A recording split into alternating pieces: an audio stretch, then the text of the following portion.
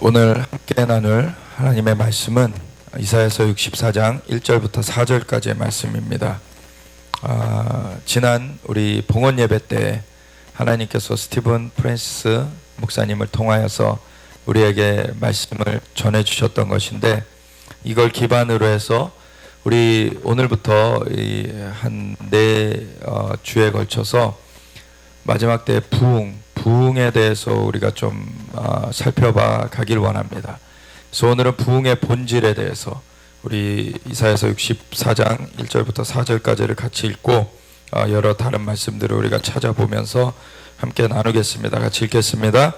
원하건대 주는 하늘을 가르고 강림하시고 주 앞에서 산들이 진동하기를 불이 섭을 사르며 불이 물을 끓임 같게 하사 주의 원수들이 주의 이름을 알게 하시며 이방 나라들로 주 앞에서 떨게 하옵소서.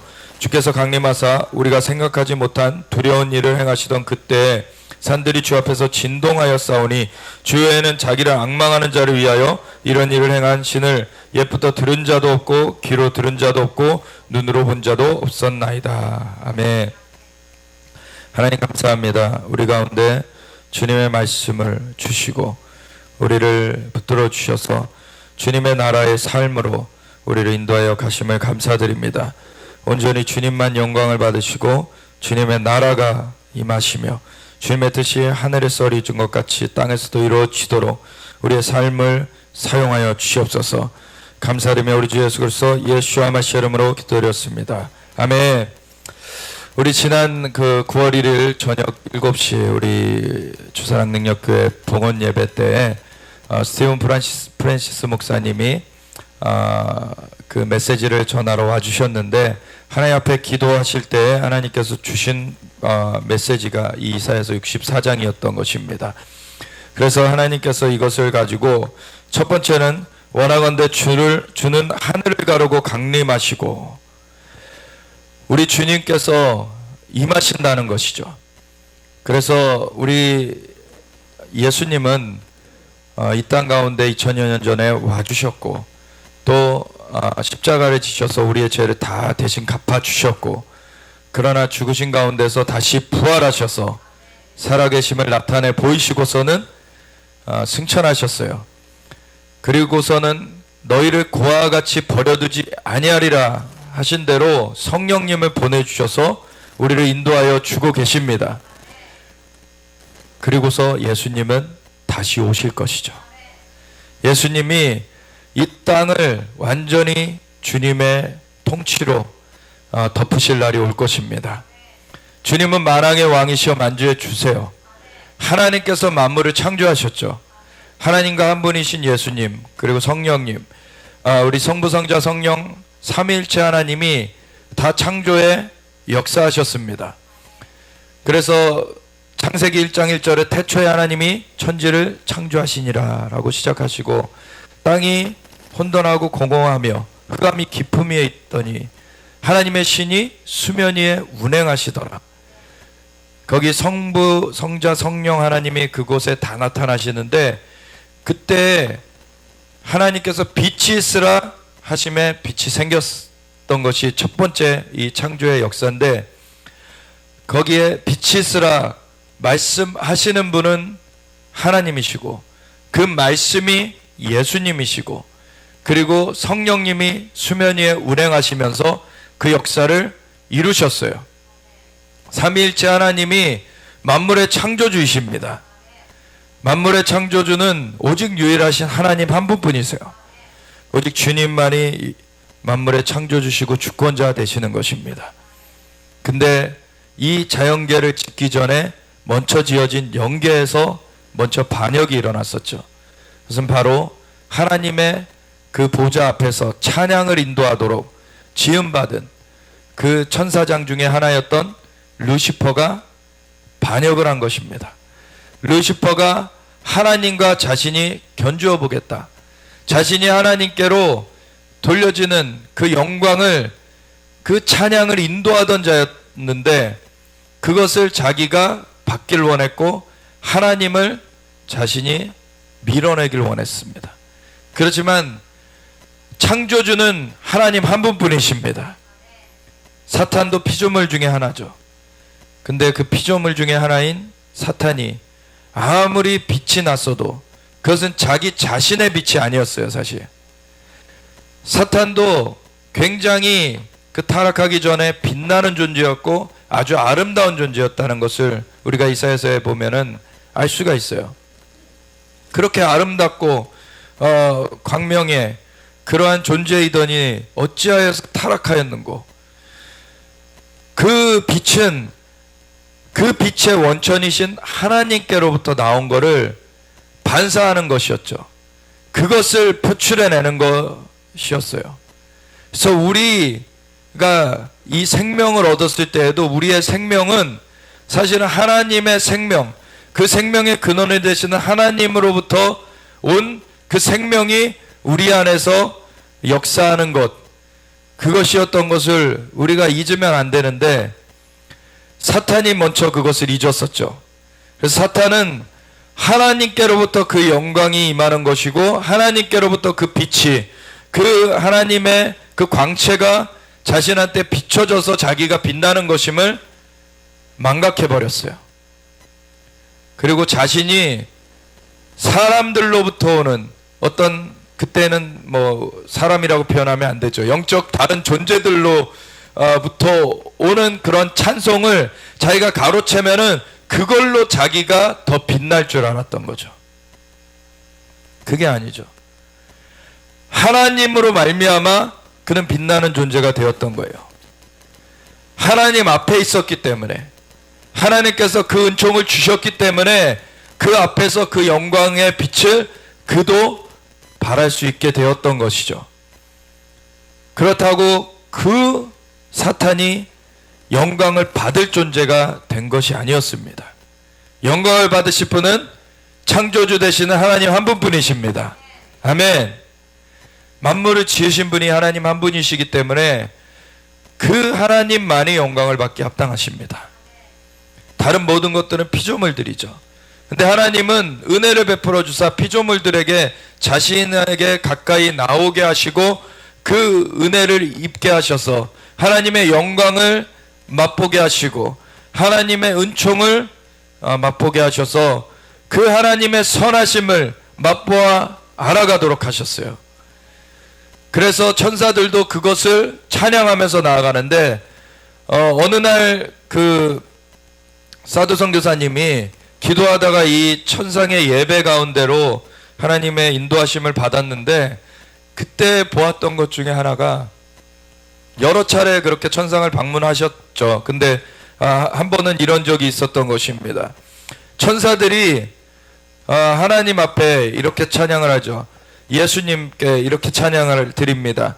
능력과 부와 지혜와 힘과 존귀와 영광과 찬송을 받으시는 것이 합당하시도다. 근데 그 찬양을 드릴 때 사실 예수님은 이미도 그 능력의 하나님이십니다. 그리고 부가, 모든 부가 있으신 분이세요. 모든 지혜가 있으신 분이시죠. 그리고 모든 힘을 가지신 분이세요. 존귀하신 분이십니다. 영광의 주님이세요. 모든 찬송을 받기 합당하신 분이세요. 이미 그런 것들이 다 있으신 분이신데 그것을 천사들이 예수님께 고백할 때 그것이 예수님께 고백되는 것과 함께 예수님은 원래 그러한 분이신 것이 고백되어질 때 그러한 그 예수님의 어떠하심이 천사들에게 입혀지더라는 거예요. 이게 찬양의 역사입니다. 주님이 빛이시고 주님이 영광이시잖아요. 주님의 빛 되심, 영광 되심을 찬양할 때 그 빛이, 그 영광이 우리에게 비춰지고 임하는 것입니다. 아멘. 그렇다고 우리가 스스로 영광을 받을 존재로 생각하면 안 되는 것이죠. 우리는 하나님께 영광을 올려드릴 때 우리를 그 하나님의 존전에서 우리도 영광의 빛을 받게끔 하나님께서는 우리를 붙들어 주시는 것입니다. 그 은혜 가운데 우리가 있어야 되는 것이에요. 그래서 이 첫 번째, 하늘을 가르고 강림하시도록 간청할 때 하나님께서는 우리에게 열린 문을 주십니다. 그래서 열린 문 가운데 그 야곱이 베델에서 돌베개하고 잠을 잤을 때 그 이전에 이미 할아버지인 아브라함이 그곳에서 제단을 쌓고 하나님의 이름을 부르고 주님의 영광을 올려드렸기 때문에 그곳에는 열린 하늘문이 있었어요. 그래서 야곱은 그걸 몰랐지만 그곳에서 돌베개하고 자는데 하늘문이 열려진 것을 보았습니다.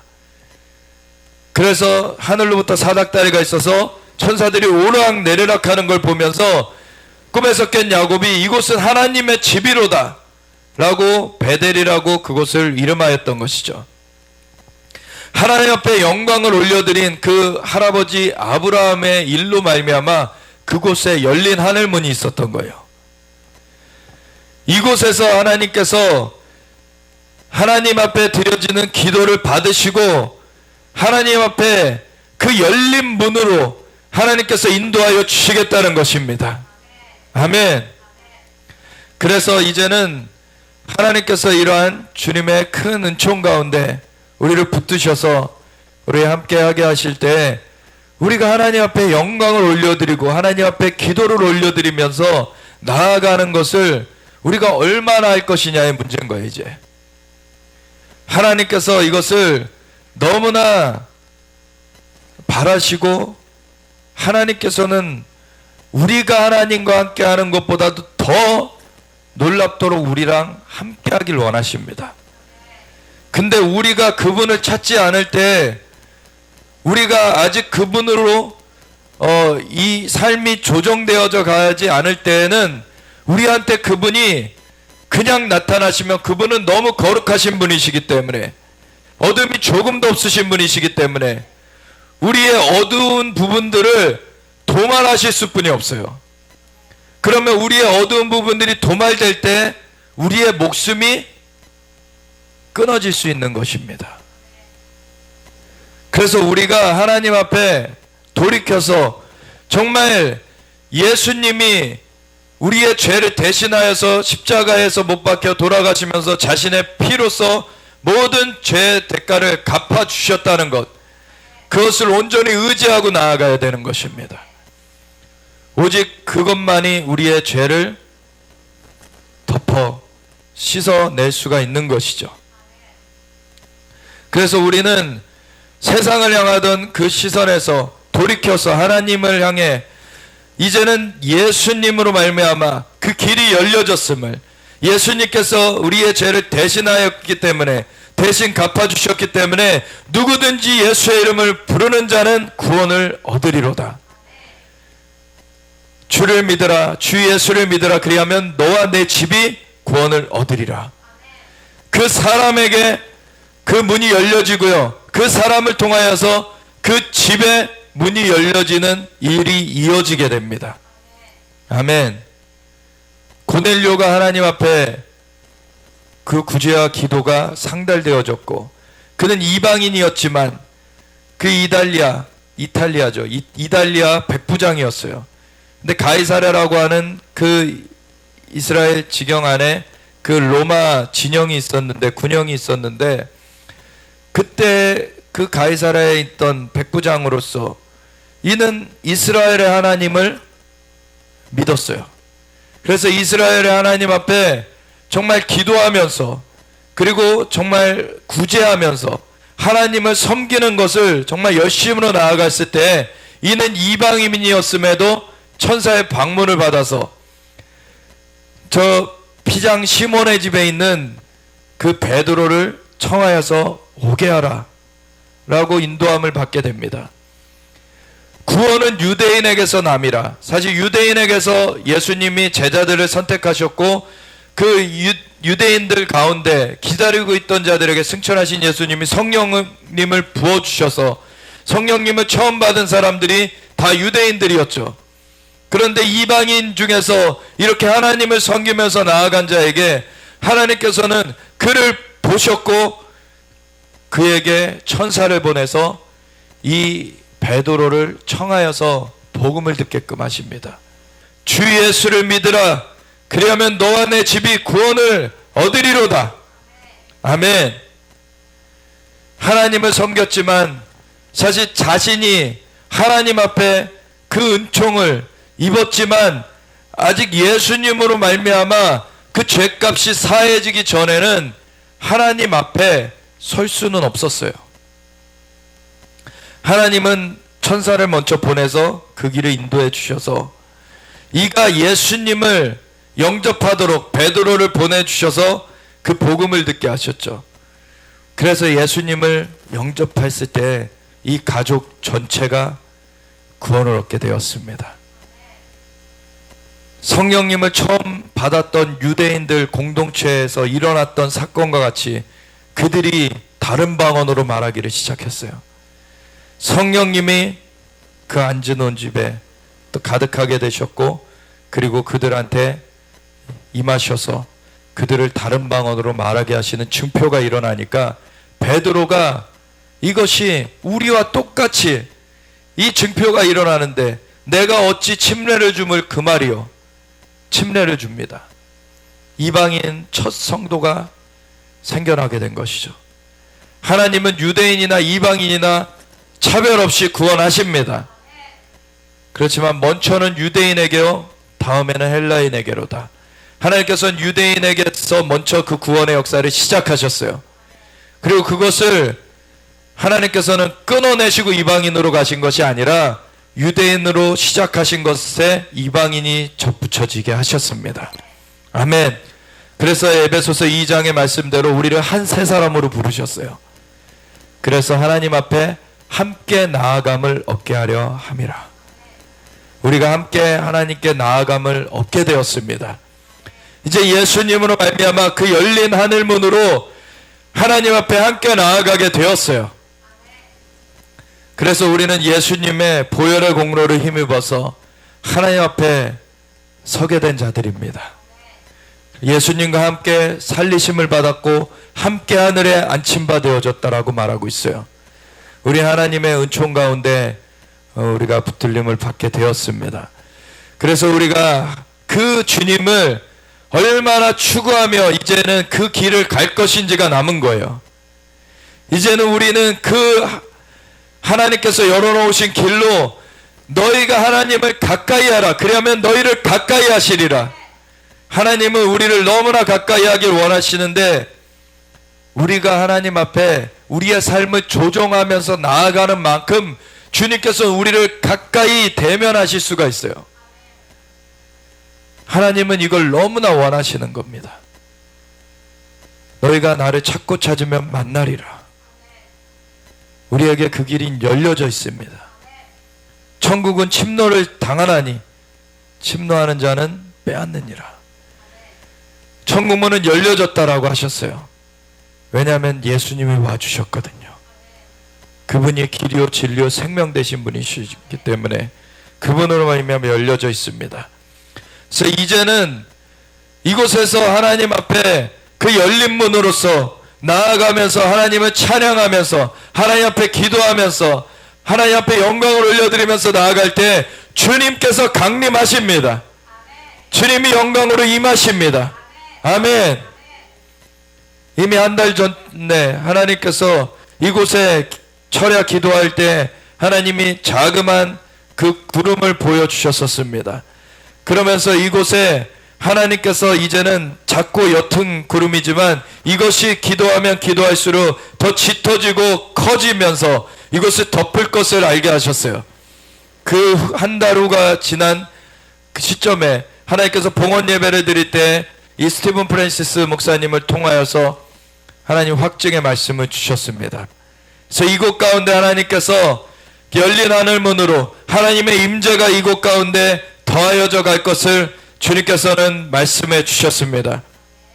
그래서 과거에 한 20년 전에 저는 신앙생활했던 교회 가운데 하나님께서 은혜로 눈을 열어주셔서 그곳에 구름이 임하여 있는 것을 보게 하셨는데 매주 저녁 찬양 예배마다 그 찬양팀에 서서 하나님 이들에게 은혜 베풀어 주세요 하고서는 짧게 눈을 감고 기도하고 눈을 열면은 그 공간에 구름이 임하여 있는 것을 보게 하셨어요.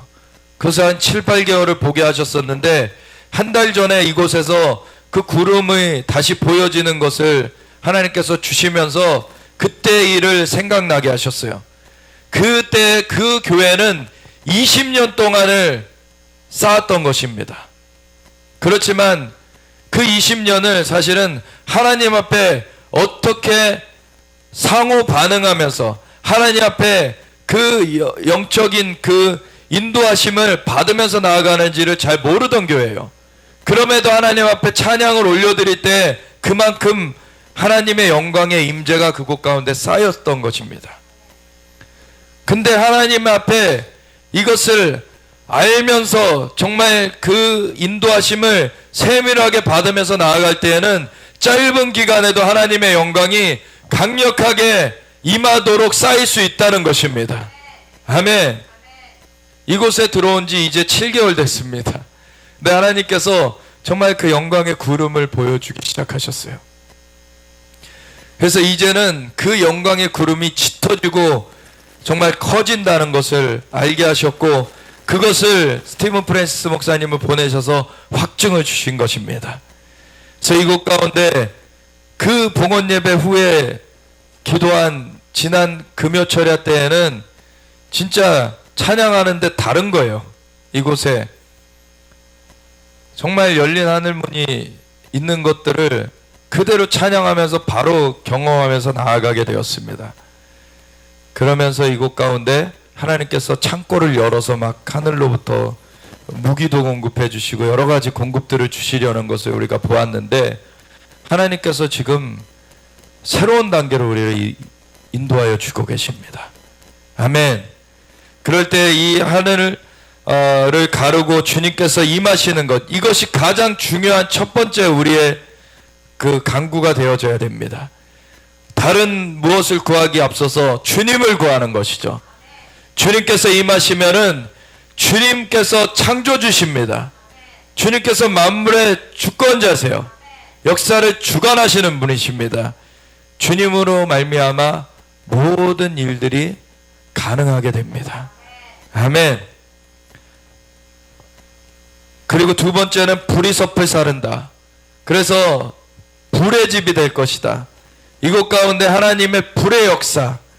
불은 여러 가지 기능을 하죠. 불이 열을 내기도 하고, 그래서 우리 가운데 하나님의 그 역사, 하나님의 그 기적의 역사를 내는 것이 불로서 임하는 것도 있습니다. 그리고 우리 속을 정화시켜주는 역할도 하죠. 불이 그 순금을 내기 위해서, 순은을 내기 위해서 그렇게 불로 연단을 하게 됩니다. 그래서 우리에게 불의 역사가 있을 것, 우리가 정화되고 정말 하나님의 그 영광을 담을 그릇들로서 준비되어져 가게 된다는 것이죠. 그러면 하나님의 영광의 캐리어로서 우리가 정말 하나님의 영광의 임재를 우리가 맞이하고 정말 그것을 수종될 수 있도록 우리가 준비되어져 가는 것입니다. 그리고 다른 사람들도 그렇게 준비될 수 있도록 도울 수 있게 되는 것입니다. 아멘. 그리고 세 번째는 주님께서 주의 원수들에게 주의 이름을 알게 하시는 역사, 그 권세의 역사가 있을 것이다. 우리를 대적하며 나오는 자들이 있을지라도, 우선은 영적 세력이 있을지라도 예수님의 이름으로 그것을 파하면서 나아갈 수가 있는 것입니다. 아멘. 우리에게 그 권위가 입혀질 때 예수 이름으로 승리를 선포하는 것입니다. 아멘. 그래서 우리가 우리의 삶 가운데 그 많은 영역들 가운데 예수 이름으로 우리가 권위로 선포하게 되면은 그 일이 주님의 뜻대로 이루어지는 것을 우리가 보는 것입니다. 아멘. 우리가 경찰이 있을 때 경찰이 사실 어떤 트럭 운전수를 이제 그 교통경찰이 세운다고 생각을 하면은 트럭 운전수는 막 우락부락하고 막 이런데 경찰은 이렇게 슬림해요. 근데 트럭 운전수가 교통경찰이 세우면은 서죠. 힘은 트럭 운전수가 더 있어도 경찰에게는 권위가 있는 것입니다. 우리에게 권위가 입혀질 때 우리에게는 마귀의 세력을 쫓아내고 정말 어그러진 것들을 바로잡을 수 있는 우리의 권위로서 역사함이 있는 것입니다. 아멘. 이 권위가 임한다는 것이죠. 그리고 네 번째는 주 외에는 자기를 앙망하는 자를 위하여 이런 일을 행한 신을 옛부터 들은 자도 없고 귀로 들은 자도 없고 눈으로 본 자도 없었나이다. 정말 들어보지 못했던, 그리고 눈으로 보지 못했던 그러한 그 초자연적인 역사가 일어나는 것을 경험하게 될 것이다. 이곳은 기적의 집이 될 것이다 라는 것을 나눠주셨던 것이죠. 하나님께서 이것을 7절에 주의 이름을 부르며 스스로 분발하여 붙잡는 자가 되어라. 여기는 그러한 자가 없기 때문에 안타까워하는 하나님의 음성이 들려지는데, 우리는 주의 이름을 부르며 스스로 분발하여 주를 붙잡는 자가 되어야 되겠습니다. 아멘. 사실은 이사야서 64장부터 사실은 이것보다 더 전부터 이사야서 60장부터 보면은 마지막 때의 일들을 말씀하고 계시는 것을 봅니다. 일어나라 빛을 발하라 이는 내 빛이 이르렀고 여호와의 영광이 내 위에 임하였음이니라. 이사야서 60장에 이렇게 말하고 있죠. 보라 어둠이 온 땅을 덮을 것이며 캄캄함이 만민을 가리려니와 열방은 내 빛으로 열왕은 비치는 내 광명으로 나오리니 이는 여호와께서 너와 함께 하심이라. 아멘. 근데 이 구절들은 많이들 알고 계신데 그 뒤에 보면은요, 이 때에 일어나는 일이 무슨 일인지 말하냐면은 하나님의 집이 다시 세워지는 것에 대해서 말해요. 이것은 물리적으로는 이스라엘의 성전이 다시 재건되는 일을 말하는 것입니다. 그래서 이사야서 60장 7절부터 보면은 이방인들, 심지어는 미디안 족속들, 이런 그 아랍 족속들까지도 하나님의 집에 예물을 드리러 나온다, 이런 얘기를 하고 있어요. 이것은 마지막 때의 일들을 말하고 있는 것입니다. 그리고 이 마지막 때에 자연적인 일들이 임하기 전에도 영적으로는 우리에게 예와 아멘이 되는 것이죠.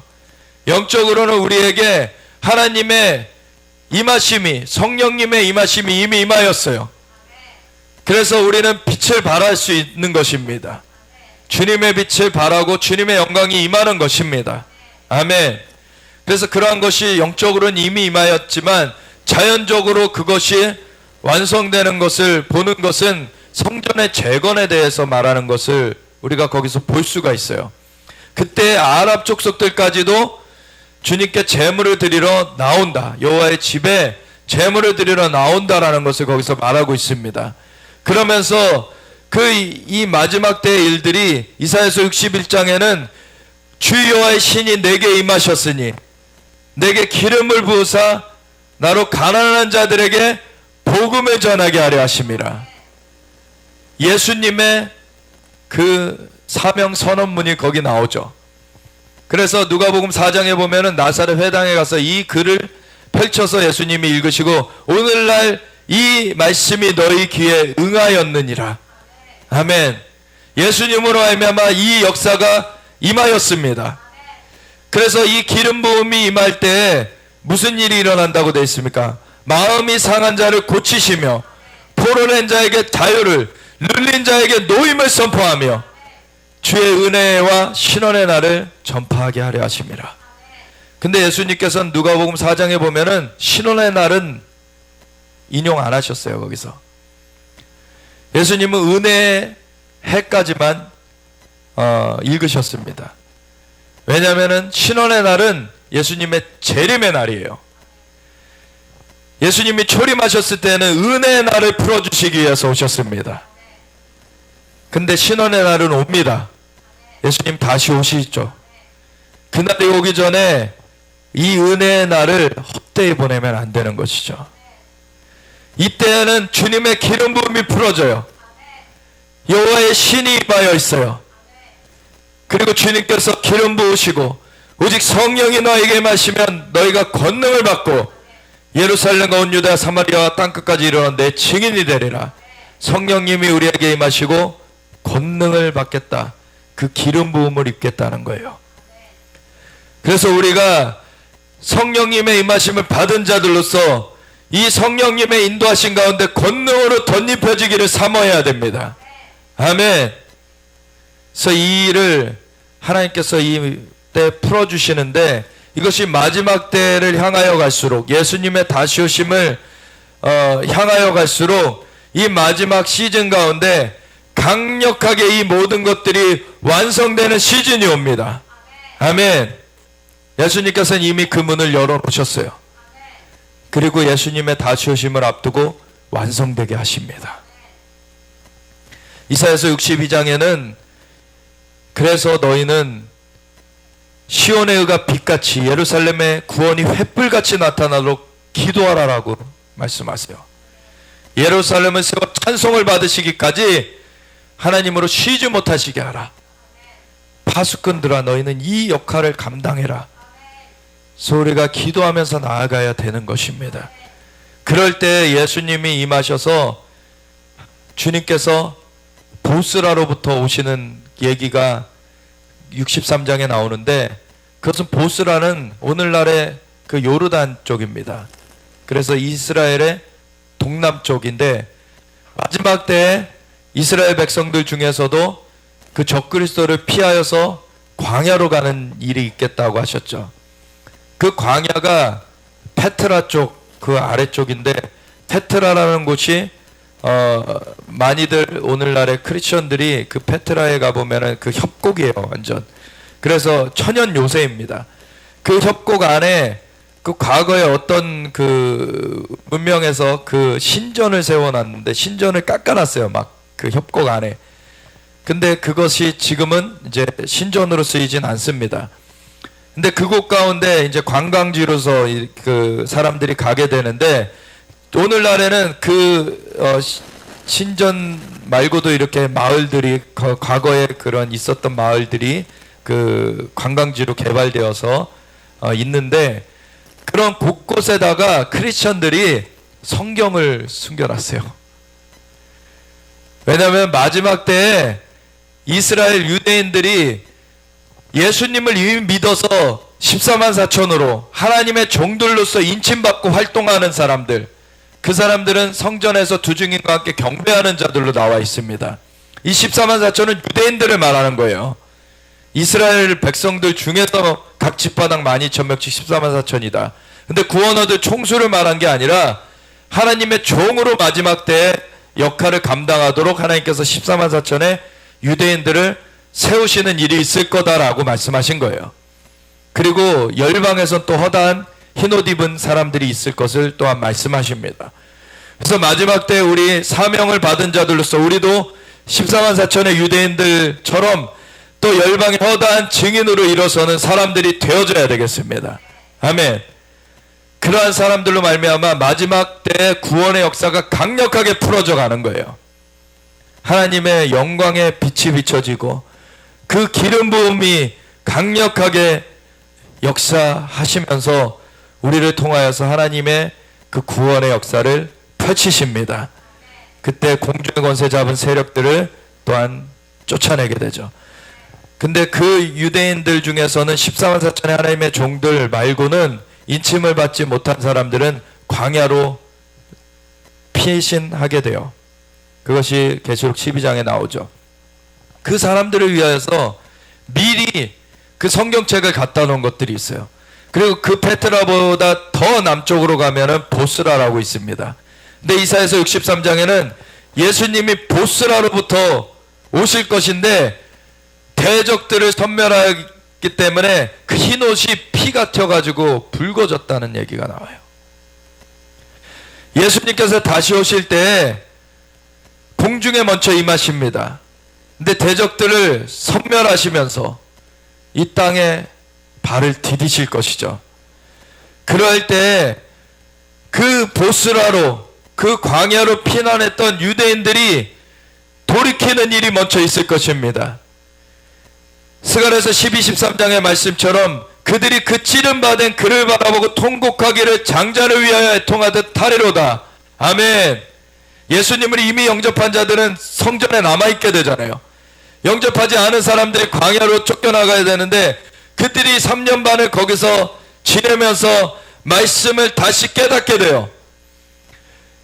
그래서 말씀에 이사야서 53장에 예수님께서 그 메시아가 어린 양으로서 그 채찍에 맞으시고 고난을 당하실 것을 거기 기록해 놨는데, 아직까지 유대인들은 이것을 금지 그 성경 구절로 그렇게 하지만 그때는 풀릴 것입니다. 이들이 예수님이 그 찔림 받으신 그분이 메시아셨구나, 그 찔림 받은 그를 바라보고 통곡하기를 장자를 위하여 애통하듯 하는 그 날이 오게 됩니다. 집단적으로 회심하여서 주님께 돌이키는 그 날이 오게 돼요. 그러면 예수님은 임하십니다. 그러면 그 보스라로부터 대적들을 섬멸하면서 광야로부터 다시 이들을 이끌고 예루살렘으로 오세요. 그럼 예루살렘에 잠시간 그 성전을, 그 두 증인도 죽이고 경배하는 자들을 죽이고 침탈하였던 그 적그리스도가 이제 예수님의 손에 죽임을 당하게 됩니다. 쫓겨나가게 돼요. 이들이 마지막으로 아마겟돈이라고 하는 저 그 남동쪽으로부터 들어가서 이제 예루살렘을 치면은 이들이 북서쪽으로 이제 퇴각을 하게 되는데, 그때 갈멜산 근처에 있는 무깃도에 모이게 되는 것입니다. 이들이. 그래서 그곳이 아마겟돈의 전쟁의 터가 되는 거예요. 아마겟돈이라는 말은 영어의 정관사 더와 같은 히브리어의 정관사인 하가 그 무깃도와 붙어가지고 만들어진 단어입니다. 하 무깃도, 그 무깃도라는 말이 아마겟돈으로 불려지게 된 거예요.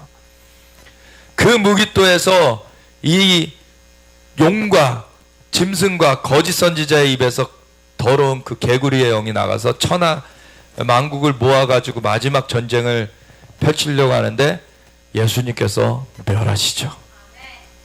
예수님 다시 오십니다. 우리는 예수님께 속한 자들로서 이 날을 맞이할 것입니다.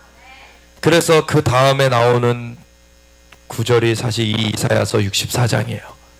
그래서 이것은 최종적으로 예수님의 다시 오심으로 이것이 완성되게 될 것입니다. 아멘. 그런데 그 전에라도 영적으로는 우리에게 예와 아멘이 된다라고 우리가 나눴죠. 그래서 우리에게는 이미 영적으로는 예수님이 성령님으로 임하여 계시고, 우리에게 주님을 간구할 때 주님께서는 영으로 이미 우리에게 임하셔서 역사하실 수 있는 것입니다. 아멘. 그것을 우리는 계속해서 구하며 나아가는 것이에요. 그럴 때 주님께서 이곳에 영광을 나타내시고 불로써 역사하시고 권위를 입히시고 그리고 초자연적인 기적을 나타내시는 것입니다. 아멘. 이러한 일을 할 때 우리는 가장 먼저 붙고서는 예레미야서 9장 23절 24절에 보면은 여호와께서 이와 같이 말씀하시되 지혜로운 자는 그의 지혜를 자랑하지 말라, 용사는 그의 용맹을 자랑하지 말라, 부자는 그의 부함을 자랑하지 말라. 자랑하는 자는 이것으로 자랑할지니 곧 명철하여 나를 아는 것과 나 여호와는 사랑과 정의와 공의를 땅에 행하는 자인 줄을 깨닫는 것이라. 나는 이 일을 기뻐하노라. 여호와의 말씀이니라. 아멘. 우리의 부를 자랑할 것도 아니고 지혜를 자랑할 것도 아니고 우리의 용맹을 자랑할 것도 아니고 우리가 하나님을 아는 것, 하나님께서 사랑과 정의와 공의를 땅에 행하시는 분이심을 깨닫는 것을 자랑할 것이라. 아멘. 우리가 주님을 아는 것에 더 힘써 가야 되겠습니다. 에베소서 1장 17절부터 19절의 말씀처럼 지하 계시의 영을 우리에게 주사 하나님을 알게 하시고 우리의 마음의 눈을 밝히사 그 부르심의 소망이 무엇이며 성도 안에서 기업의 영광의 풍성하심이 무엇이며 그 힘의 위력으로 역사하심을 따라 믿는 자들에게 베푸신 능력의 크심이 어떠하신지 알게 하시기를 우리가 구하면서 나아가야 되겠습니다. 아멘. 하나님의 영광이 놀랍습니다. 우리가 맛본 것은 정말 아주 작은 부분에 불과해요. 우리는 주님을 계속 구하면서 가야 되겠습니다. 아멘. 이사야서 65장을 보시면요, 16절부터 이러므로 땅에서 자기를 위하여 복을 구하는 자는 진리의 하나님을 향하여 복을 구할 것이요 땅에서 맹세하는 자는 진리의 하나님으로 맹세하리니 이는 이전 환란이 잊어졌고 내 눈앞에 숨겨졌습니다. 사실 아까 읽은 이사야서 64장 1절부터 4절까지 이후에 그런 구절들, 그래서 이사야서 65장 16절이 나오기 전까지의 구절들을 보면은요, 이스라엘 백성들에게 너한테 내가 선대하였거늘 너희가 우상숭배하고 너희가 다른 길로 가서 내가 열방에 흩었는데 근데 내가 다시 모을 것이다, 이런 말씀들을 하고 계세요. 그러면서 이제 완성할 때 하나님께서는 진리의 하나님께로 너희가 시선을 다시 돌이켜야 된다. 너희가 다른 것에서 복을 구하는 것에서 떠나라. 이제 하나님께만 복을 구해라. 진리의 하나님으로 맹세해라. 너희가 지금 다른 길로 갔다가 환난을 겪지 않았느냐? 근데 이제는 하나님께로만 너희 시선을 향하여서 나와라. 아멘. 보라, 내가 새 하늘과 새 땅을 창조하나니 이전 것은 기억되거나 마음에 생각나지 아니할 것이라. 너희는 내가 창조하는 것으로 말미암아 영원히 기뻐하며 즐거워할지니라. 보라, 내가 예루살렘을 즐거운 성으로 창조하며 그 백성을 기쁨으로 삼고 내가 예루살렘을 즐거워하며 나의 백성을 기뻐하리니 우는 소리와 부르짖는 소리가 그 가운데서 다시는 들리지 아니할 것이며 거기는 날수가 많지 못하여 죽는 어린이와 수완이 차지 못한 노인이 다시는 없을 것이라. 곧 백세에 죽는 자를 젊은이라 하겠고 백세가 못되어 죽는 자는 저주를 받은 자이래라. 아멘. 이것은 천년왕국 때를 말하는 것입니다. 여기에 새하늘과 새 땅이라고 말하여졌기 때문에 계시록 21장에 나오는 새하늘과 새 땅을 말하는 것인가 할 수도 있는데, 그것은 천년왕국 후에 백보자 심판 이후에 새하늘과 새 땅이고 그때는 죽음까지도 삼킨 바 되어서 사망이 더 이상 없을 것이라 그랬어요. 근데 여기는 사망이 아직 있습니다. 근데 둘째 부활에 참여한 자들, 예수님을 믿음으로 끝까지 버틴 자들은 두 번째 그 사망의 일을 겪지 않습니다. 천년왕국 때도 그들은 죽지 않아요. 주님과 더불어 왕노릇하면서 영원히 삽니다. 근데 일반 시민들도 있을 것이에요. 일반 사람들 중에서도 예수님을 아직 영접하지 않았지만 표를 받는 것은 거부한 자들이 있을 거예요. 그들은 자연적인 삶을 천년왕국 가운데서도 할 겁니다. 예수님을 믿고 부활된 자들은 주님과 더불어 왕노릇하잖아요. 일반 백성들이 있다는 얘기입니다. 그렇죠. 그리고서 스가랴서 14장에 보면은 예수님 다시 오심에 대해서 말해요. 그날에 그의 발이 예루살렘 동편 감람산에 서실 것이라고. 감람산에서 승천하신 예수님이 올리오심을 본 그대로 오시리라. 사도행전 1장에 기록된 대로 다시 감람산에 발을 디디실 날이 올 것입니다. 그런데 그 뒤에 보면은요, 초막절마다 사람들이 예루살렘으로 주님을 예배하러 와요. 안 오는 나라들은 비를 내리지 아니하실 것이라고. 특별히 이집트를 예로 들어서 말씀하시는데, 이집트인들이 올라오지 않으면 이집트에 비를 내리지 않겠다. 그때에도 일반 백성들이 있다는 얘기예요. 예수님을 영접해가지고 부활된 사람들이 예수님을 예배하러 안 오겠습니까? 그런 일이 없어요. 일반 백성들이 있다는 얘기입니다. 그들은 자연적인 죽음을 겪어요, 여전히. 근데 예수님이 직접 통치하시는 기간에 그들도 돌이킬 기회를 그때 얻게 되는 것입니다. 아직 표를 안 받은 사람, 표를 안 받고 끝까지 거부한 사람들, 표 받으면은 더 이상 기회가 없어요. 표 받으면은, 짐승의 표를 받으면 더 이상 기회가 없어요. 근데 표를 안 받은 일반 사람들도 있다는 얘기예요. 그들 가운데 돌이키는 사람들이 있을 것입니다. 근데 돌이키지 않는 자들은 어떻게 됩니까? 1000년 동안 무적행에 갇혀있던 그 용이 그 사단이 다 풀려나게 되잖아요. 1000년 후에. 그때 곡과 마곡의 사람들을 모아서 예수님께 다시 반역한다고 나와 있잖아요. 그때 그 반역의 무리로 들어가 가지고 완전히 멸해져요. 그 다음에는 백보자 심판이 있습니다. 그리고 새 하늘과 새 땅이 와요. 처음 하늘과 처음 땅은 없어지고 바다는 다시 있지 않게 돼요. 그리고 죽음까지도, 사망까지도 삼켜져요. 완전한 결말이 그때 이루어집니다. 여기서 말하는 것은 그 결말이, 최종 결말이 오기 전에 천년왕국 때의 얘기예요. 그래서 백세가 목되어 죽는 자는 저주받은 자의 일이라. 백세는 기본적으로 넘게 된다는 것이죠. 그때에는 만물이 회복되어져 가요. 1000년 동안 에덴의 동산이 파괴되었던 것이 반대로 회복되어지는 시기를 갖게 되는 것이죠.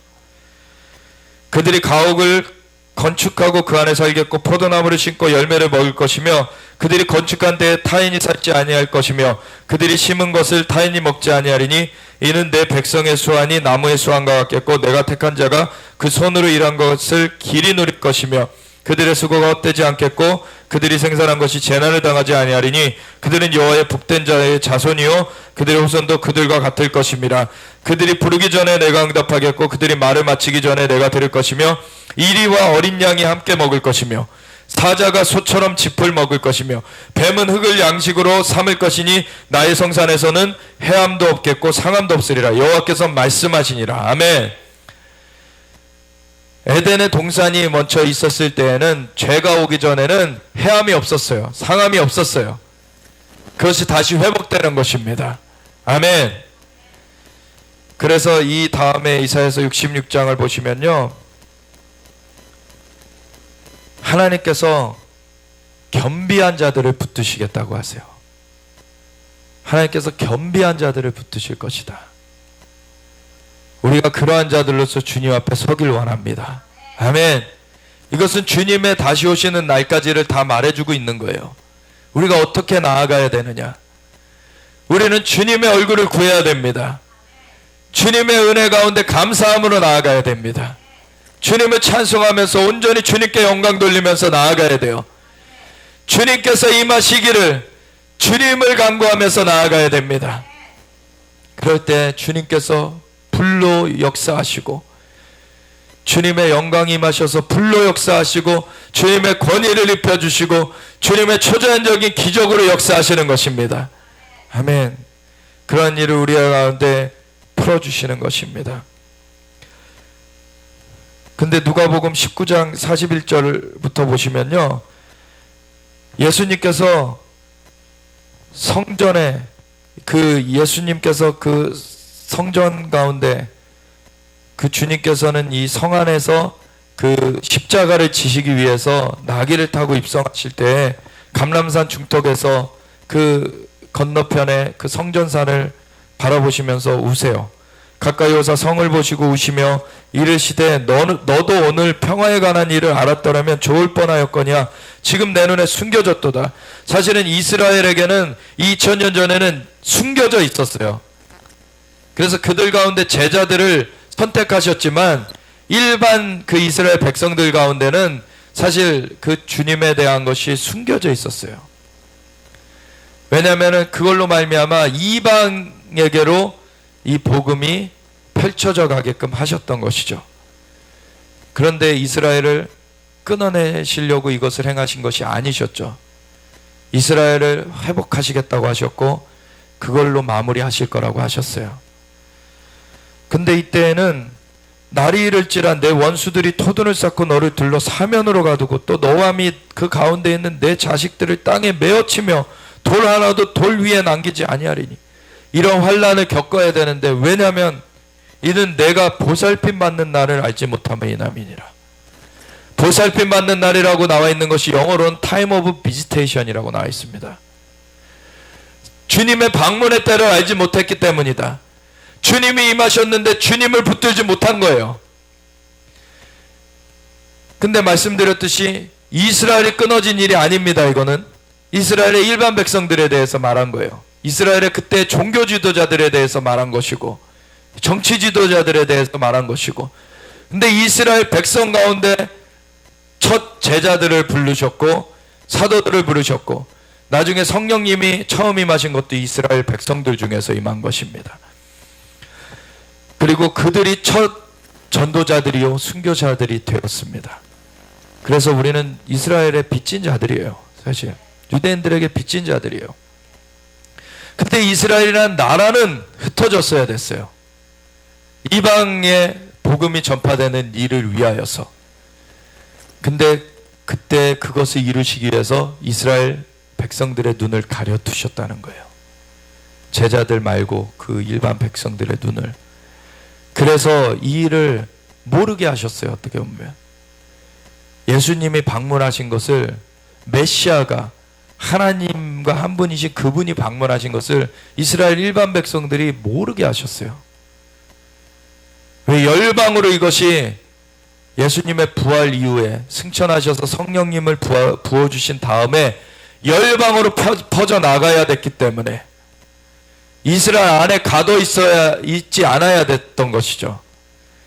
그래서 이스라엘을 오히려 흩어버리셨어요.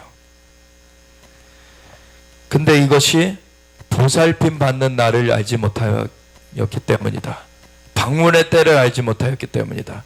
우리는 이미 이러한 일들이 다 이루어져서 숨겨지지 않은 시대에 살고 있습니다.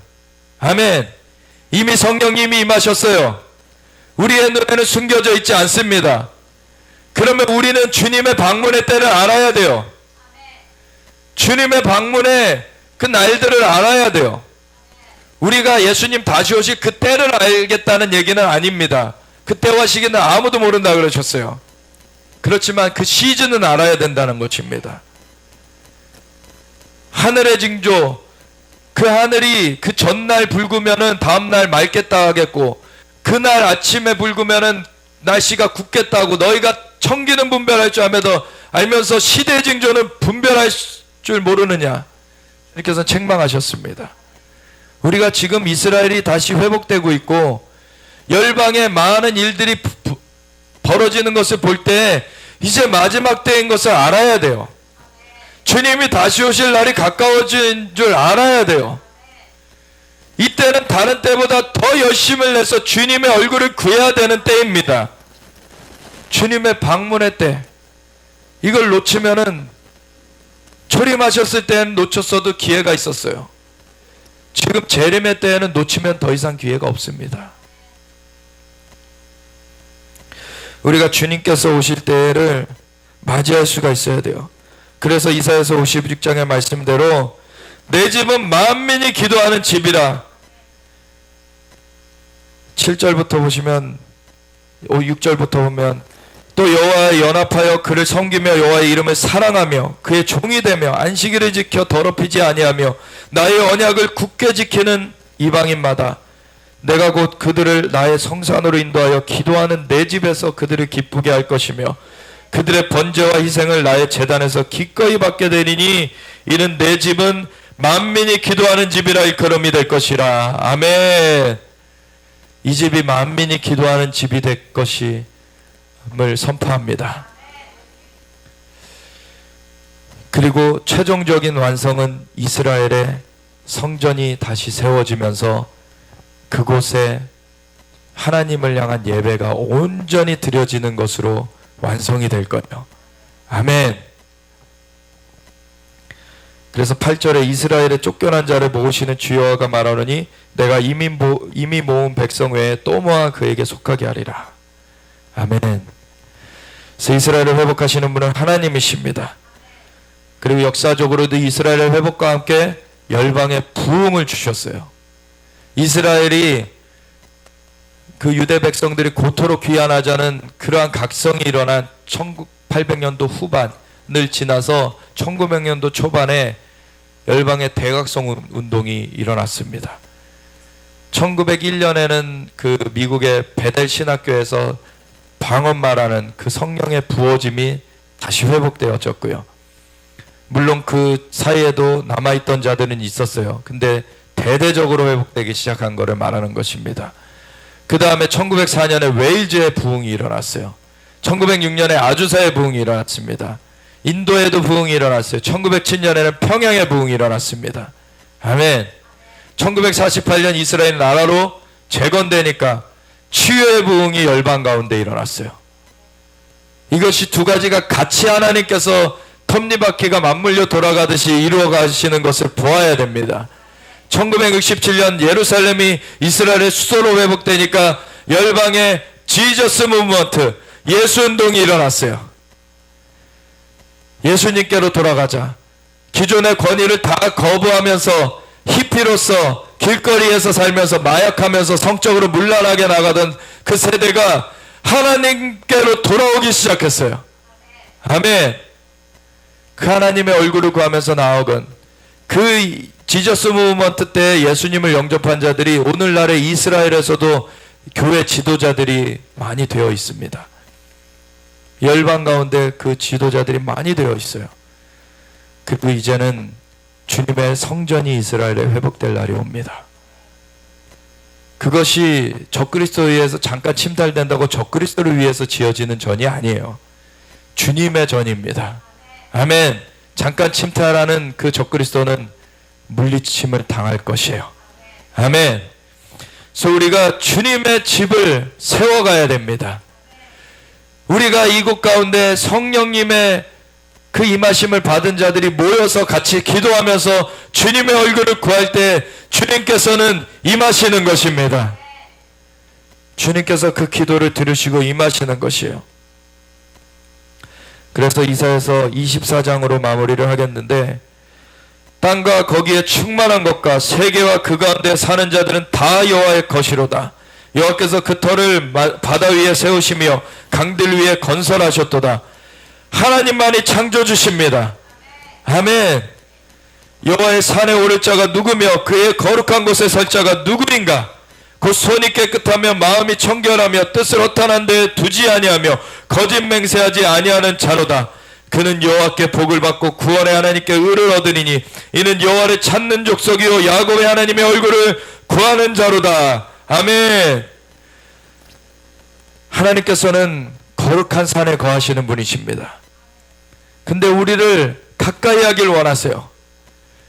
그래서 우리에게 예수님으로 말미암아 죄가 사함받게 하셨고 성령님을 보내주셔서 우리의 영이 살아나게 하셨어요. 성령님과 함께하게 하셨어요. 이제는 우리가 주님의 영과 더불어 하나님의 얼굴을 구하길 원하십니다. 그럴 때 여호와의 산에 우리가 올라가게 돼요. 그 거룩한 존전 앞으로 나아가게 돼요. 그곳에 어떻게 나아갑니까? 손을 깨끗이 해야 돼요. 마음이 청결하게 되어져야 돼요. 뜻을 허탄한 데 두지 아니하며 두 마음을 품지 않고 나아가는 거예요. 거짓 맹세치 아니하는 자들로서 나아가는 것입니다. 그러한 자들이 여호와께 복을 받고 구원의 하나님께 의를 얻게 됩니다.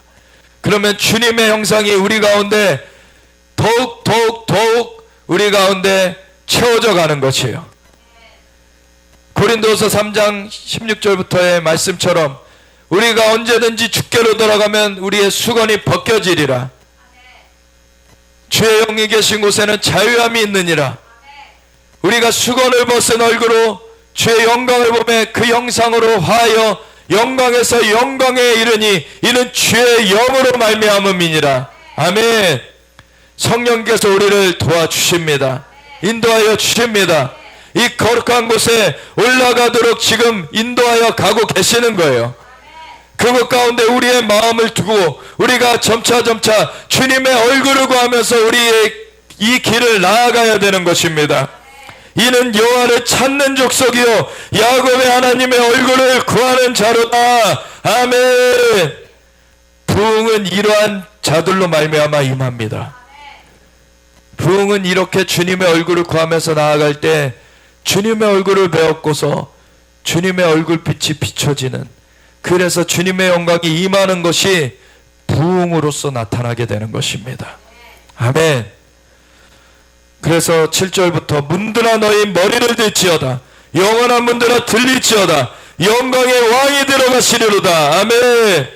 그동안에 주님을 향해서 문을 닫아놓고 있던 것들 예수님의 이름으로 열리라고 명할 때 열려지는 것입니다.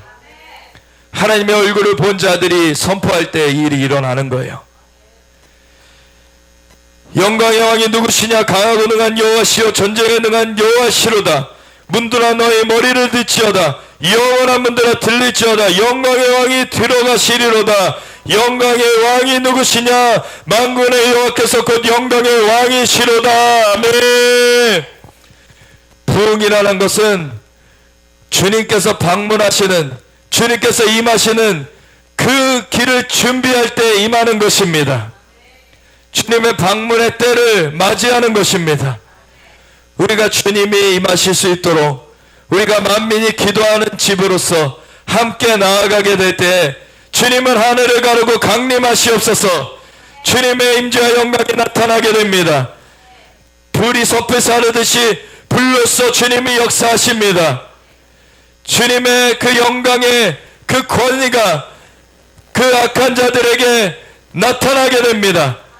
악한 자들이 두려워 떨며 도망가게 되는 것입니다. 그럴 때 초자연적인 기적의 역사가 임하는 것입니다. 아멘. 주님 이 집을 그렇게 택하여 주셔서 감사합니다. 우리가 그것에 온전하게 응하며 나아가기 원합니다. 우리를 그렇게 붙들어 주시옵소서. 주님의 부흥을 이루시옵소서. 우리 함께 주여 외치면서 같이 기도하며 나아가겠습니다. 하나님께서 일을 이루십니다. 주님께서 이루십니다. 우리 주 예수님의 이름으로 기도합니다. 우리가 주여 외치며 같이 나아가겠습니다. 주여, 할렐루야. 주님 여러베스카 여러베스 여러베레레거시 여러베레레거스카 여러베스 여러베레레거시 여러베레레거스카 여러베스 여러베레레거시 여러베레레거스카 여러베스 여러베레레거시